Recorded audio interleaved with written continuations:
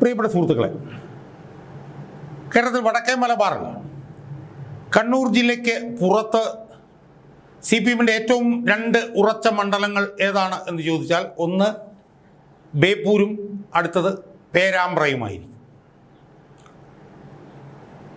പേരാമ്പ്ര മണ്ഡലം എടുത്ത് നമ്മൾ പരിശോധിച്ചാൽ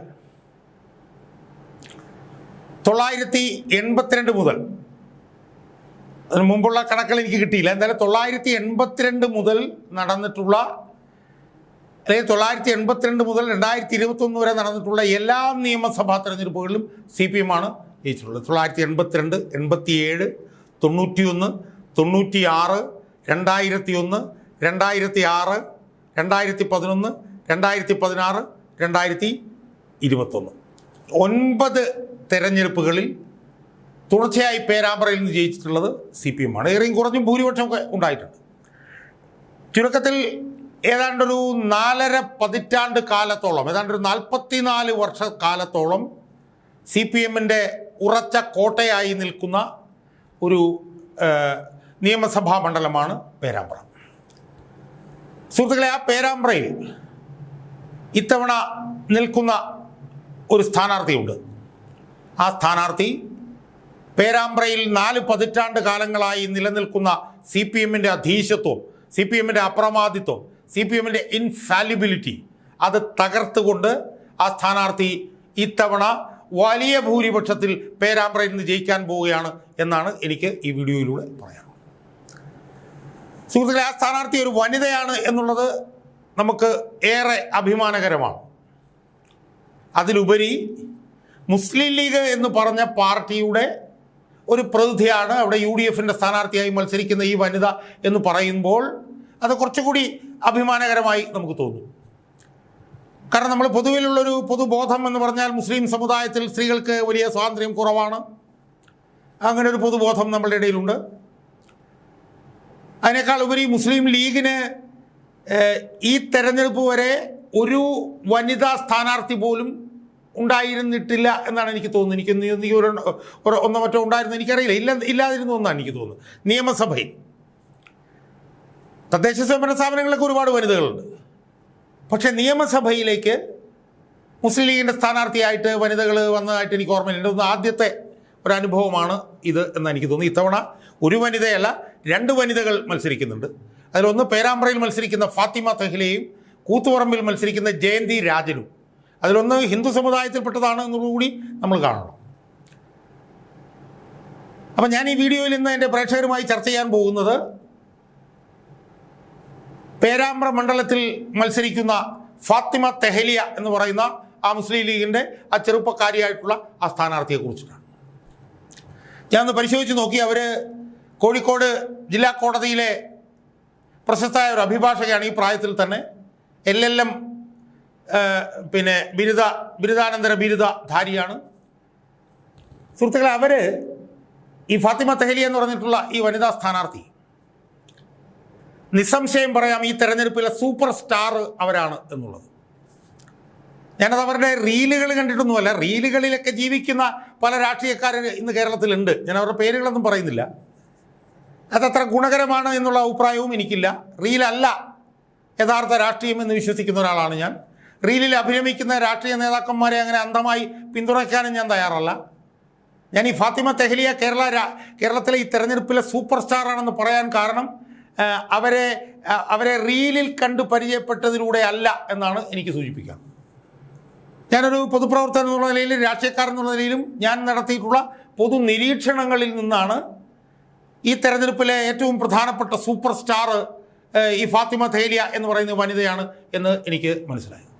ഞാൻ അവരെ ഈ തെരഞ്ഞെടുപ്പിന് മുമ്പും അവർ ചാനലുകളിലൊക്കെ ചർച്ചകളിലൊക്കെ പങ്കെടുക്കുമ്പോൾ തന്നെ ഞാൻ വളരെയധികം ശ്രദ്ധിക്കുന്ന ഒരു വനിതയായിരുന്നു ഇവർ. അവർ ഈ തെരഞ്ഞെടുപ്പിൽ ഉണ്ടാക്കിക്കൊണ്ടിരിക്കുന്ന ചലനം എന്ന് പറയുന്നത് സമാനതകളില്ലാത്തതാണ്, അഭൂതപൂർവമാണ്, അൺപ്രസിഡൻറ്റഡ് ആണ് എന്നാണ് എനിക്ക് സൂചിപ്പിക്കാനുള്ളത്.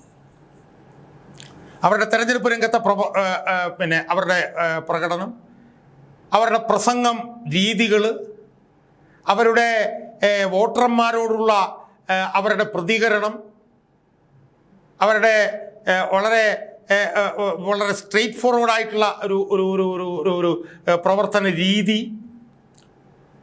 അവരുടെ ആശയങ്ങളിൽ അവർക്കുള്ള ഒരു ക്ലാരിറ്റി, ആ ആശയങ്ങൾ വളരെ വ്യക്തതയോടുകൂടി വളരെ ലളിതമായി ആളുകളുമായി കമ്മ്യൂണിക്കേറ്റ് ചെയ്യാനുള്ള അവരുടെ കഴിവ്, അതൊക്കെ ഞാൻ പറയാം സുഹൃത്തുക്കളെ, സമാനതകൾ ഇല്ലാത്തതാണ്.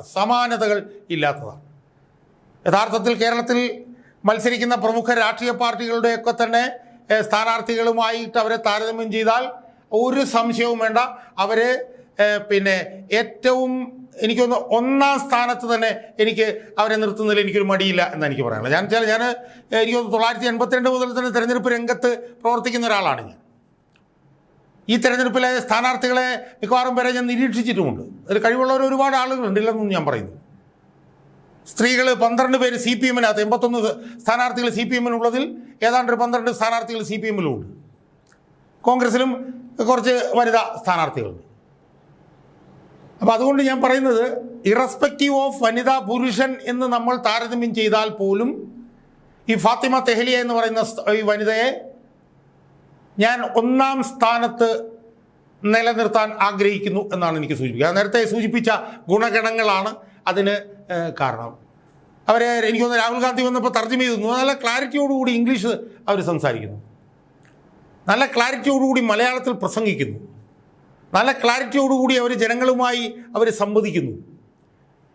അവരുടെ വോട്ട് അഭ്യർത്ഥിക്കുന്ന രീതികളും ഒന്നും തന്നെ കൃത്രിമത്വമാണല്ലോ നമ്മുടെ രാഷ്ട്രീയക്കാരുടെ ഇപ്പോഴത്തെ ഒരു ശൈലി എന്ന് പറയുന്നത്. അതൊന്നുമല്ല, അവർ വളരെ ആത്മാർത്ഥമായിട്ടാണ് ആളുകളുടെ ഇടയിൽ ചെന്ന് അവരുമായിട്ട് മിങ്കിൾ ചെയ്യുകയും പ്രവർത്തിക്കുകയൊക്കെ ചെയ്യുന്നത്.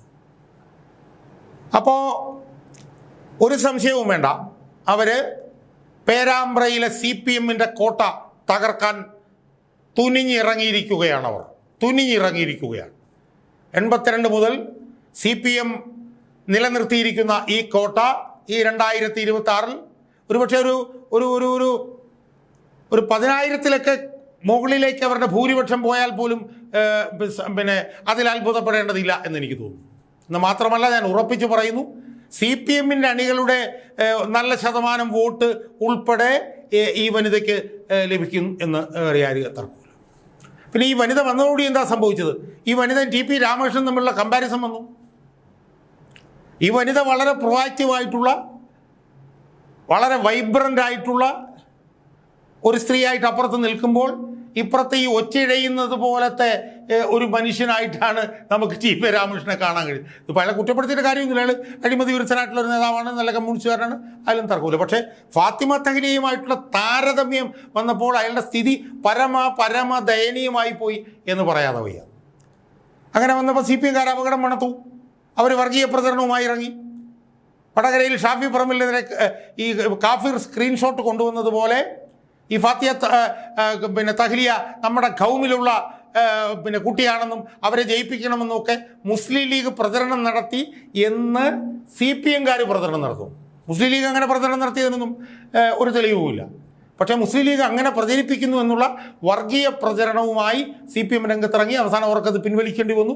വലിയ നാണക്കേട് അവർക്കുണ്ടായി. അപ്പോൾ ഫാത്തിമ തെഹ്ലിയയുടെ ഈ അപകട സാധ്യത, ഫാത്തിമ തെഹ്ലിയ ഒരു ചാട്ടുളിയാണെന്നും തങ്ങളുടെ നെഞ്ചിലേക്ക് തുളച്ചു കയറുന്ന ഒരു ചാട്ടുളിയാണെന്നും മനസ്സിലാക്കിയിട്ടാണ് ഈ CPM-കാർ ഇവർക്കെതിരെ വർഗീയ പ്രചരണവുമായി വന്നത്. അതിൽ നിന്നുമൊക്കെ അവർക്ക് പിന്തിരിഞ്ഞ് ഓടേണ്ടി വന്നു. അതുകൊണ്ട് സുഹൃത്തുക്കളെ, ഞാൻ കൂടുതലൊന്നും പറയുന്നില്ല. ഈ ഫാത്തിമ തെഹ്ലിയ എന്ന് പറയുന്ന സ്ഥാനാർത്ഥി CPM-ൻ്റെ കോട്ട ഈ പറഞ്ഞതുപോലെ പൊളിക്കാനല്ല, പൊടിച്ചെടുക്കാനാണ് പോകുന്നത് എന്നാണ് എനിക്ക് പറയാനുള്ളത്. പൊടിച്ച് കളയും അവർ CPM-ൻ്റെ ഈ പേരാമ്പ്ര എന്ന് പറഞ്ഞ ഈ ചുവന്ന കോട്ട. നിർഭാഗ്യവശാൽ LDF കൺവീനർ വീട്ടിലിരിക്കേണ്ടി വരും തെരഞ്ഞെടുപ്പ് റിസൾട്ട് വരുമ്പോൾ എന്നുള്ള കാര്യത്തിൽ യാതൊരു തർക്കവുമില്ല. അവരെ സ്ഥാനാർത്ഥിയാക്കി നിർത്തിയതിന് നമ്മൾ മുസ്ലിം ലീഗിനോട് നന്ദി പറയണം. കാരണം ഇത്രയും നല്ലൊരു സ്ഥാനാർത്ഥി, ഇത്രയും വൈബ്രൻ്റ് ആയിട്ടുള്ളൊരു സ്ഥാനാർത്ഥി, ഇത്രയും വിദ്യാസമ്പന്നയായിട്ടുള്ള ഒരു മുസ്ലിം യുവതി, ഇത്രയും നന്നായി ആളുകളോട് കമ്മ്യൂണിക്കേറ്റ് ചെയ്യുന്ന ഒരു വനിത, ഇത്രയും നല്ല രീതിയിൽ പ്രസംഗിക്കാൻ അറിയാവുന്ന ഒരു വനിത, ഒരു തരത്തിലുള്ള അഭിനയത്തിൻ്റെയും പുറകെ പോകാതെ തൻ്റെ മനസ്സിൽ തോന്നുന്ന വികാരം നേരിട്ട് പരസ്യമായി പ്രകടിപ്പിക്കുന്ന ഒരു വനിത. ആ വനിത പേരാമ്പ്രയുടെ MLA ആകാൻ പോവുകയാണെന്നുള്ള കാര്യത്തിൽ ഒരു തർക്കവുമില്ല. എന്ന് മാത്രമല്ല, അടുത്ത UDF സർക്കാരിന് ഒരു മുതൽക്കൂട്ടായിരിക്കും ഫാത്തിമ തെഹ്ലിയ എന്നുള്ള കാര്യത്തിലും എനിക്ക് ഒരു സംശയവും എനിക്കില്ല.